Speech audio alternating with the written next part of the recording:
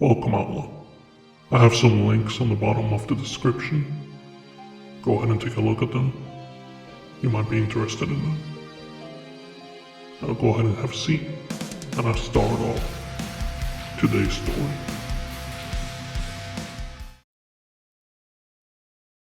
Vamptonite. Written by BloodySpaghetti. The look on everyone's faces when I dragged her corpse out of my truck. Man, that was priceless. They must have been thinking, why on earth does he have her body in his truck? Or did he dig her out? I wanted to laugh, but I was too tired to do so. Instead, I had to convince people she came to visit me the night before and wasn't a human anymore. Of course, there was a lot of protesting and whatnot. I personally couldn't be bothered to argue. Having to deal with chemo and having blood drain out didn't really make me energetic. She was a vampire, I guess, or some other type of undead bloodsucker. My blood was poisonous to her, because chemotherapy is putting poison in your body to kill cancer. I guess her kind can't handle that stuff. Well, I'll start from the beginning. A few months back, I found out I have leukemia. Luckily, it was in an early stage, so I started treatment, and here I am now. A lone vet who lived off his pension. My early retirement had nothing to do with cancer. It was other health issues. In all honesty, I'm certain I've done enough for the country as is. Why am I alone, man? It's a choice. I like it. I do have stuff I do to pass time, like write music, sell it to whoever's willing to buy it. I make digital art as well. That kind of stuff. Anyway, now that I'm constantly feeling like shit, I am kind of in a weird place mentally. I forget stuff. Long term. Some details just kind of slip my mind, and that's important, because that's where she enters the picture. I keep saying her. Melanti Dracos. That was her name. We practically grew up together. Two immigrant kids from the Balkans. I guess that's why we bonded so well, because we understood each other. We stopped being friends after high school, though. We moved cities and we just drifted apart. In fact, I cut off everyone from my childhood. That's just the person I am. Anyway, so one night, it's raining outside. It's raining cats and dogs and all sorts of animal parts. I was asleep when I heard someone knocking on my door. It felt like a dream, so I ignored it for a while. But the knocking persisted. That's when I got up and checked the door. Lo and behold, stood outside. Drenching rainfall Melanti. I hadn't seen her in 17 years or so, but she didn't age a day. A thought was gnawing at the back of my mind, but I couldn't place my finger on what it was. My mind was telling me something's wrong, but I had no idea what. Something about her wasn't right. How she didn't age a bit. How she seemed oddly pale. The fact that her skirt was all dirtied up. Copper stains all over. We had stood at my doorstep for a few odd seconds before she asked if I was going to invite her in. Which I did then. I apologized for my slow reaction, telling her my mind was hazy. She didn't seem to mind. I'm surprised she didn't say anything about me not turning on the lights. See, I'm so used to the outlay of my house, I didn't even turn on the lights on after dark. A normal person would have said something. But Melante felt almost at home in the darkness. I didn't pick up on that somehow. There was a big wet greeting hug, but I guess she noticed how exhausted I had been and didn't press on anything. I showed her the house, after throwing a couple of towels at her. I promised to make up for the lost time the next day and went back to bed. I was out pretty quickly, but I woke up a few times during the night. And I'm sure I heard her doing stuff, being awake. The whole night, that is.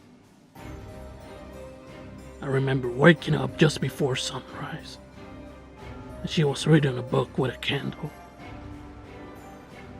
I found that weird, so I just asked, "Why the candle?"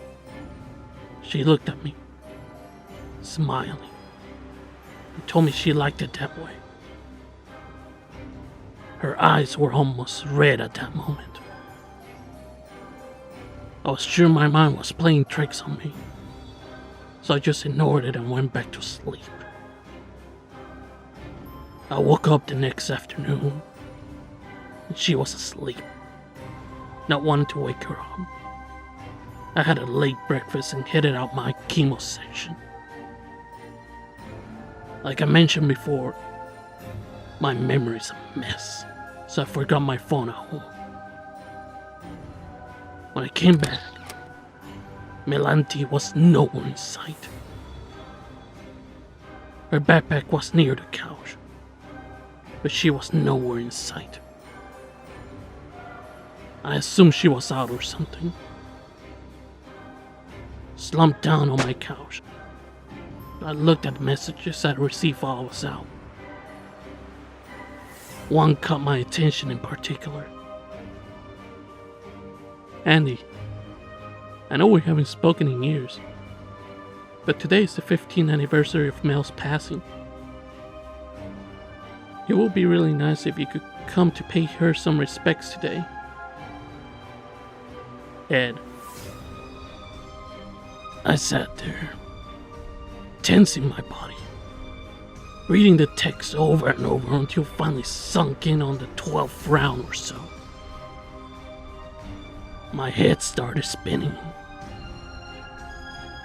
My stomach turned, and I nearly dropped my phone. It finally hit me. The memory.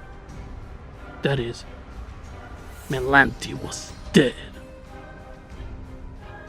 She was supposed to be dead. For sure. There was a car crash. It was fatal. Drums were pounding in my ears and my vision darkened. I was feeling myself about to pass out. I sank into the couch and stared upwards. There she was, a look of pure hunger in her eyes. "I'm sorry," she said softly. And after that, everything turned black. I woke up with a horrible headache. I was lying on my bed with my right arm bandaged. pulling myself into a sitting position was hard enough. Seeing Melanthe sitting across from me with a blood bag in her mouth didn't help. I'm sorry. Andy, I'm so sorry, she said while she sucked on that blood bag like her life depended on it. What the fuck's going on, Mel? I questioned, rubbing the back of my head. I was so hungry. I'm so sorry, Bud. I made sure to be very careful with you. I can't help it sometimes. She bleated. Oh, you good at ass. Should have just explained yourself an ass. What is all of this anyway? You were supposed to be, dead. I questioned. My stomach twisted and turned as I tried staying put on my position. My body felt like a cheese grater was traveling through me. I was feeling like absolute shit at that moment. Well, I am a Ricolakas, she said. It's oh wow, you look terrible. I'm so sorry. Did I drink too much? She ran over to me, placing her cold hand on my face as if to support my head. I looked into her eyes and smiled. Nah, it's the chemo. She rose to her feet and took a step back. Her expression went solemn. Her gleaming reddish brown eyes turned almost colorless. She dropped the blood bag and uttered something incoherent before screaming out and clutching at her throat and chest. She fell to her knees before the rest of her body collapsed to the floor. Her mouth emitted awful choking sounds as she desperately grabbed at her throat. I felt bad for her as she withered and convulsed violently on the floor. I wanted to help, but I knew it was probably too late as her body shriveled up with her bones protruding against her skin and her veins turning black and painfully visible under her porcelain skin. In a matter of moments, she was gone. Cataracts clouded her once charming brown eyes. Dark blood poured out through her blue lips. A map of her vascular system painfully painted across her pale form. I pulled myself up and grabbed my phone after hobbling over the still corpse of my vampire friend. I texted Edgar, telling him I'd seen him at the cemetery. The look on everyone's faces when I dragged her corpse out of my truck. Man, that was priceless. Their faces were even more amusing when I jammed the stake into her heart. I said I was doing this just in case, not trusting my chemically enhanced blood to be poisonous enough to keep her down for good. I guess that's why I like to be alone, because of things like this. Wouldn't surprise me if nobody's going to invite me to any other anniversaries ever again.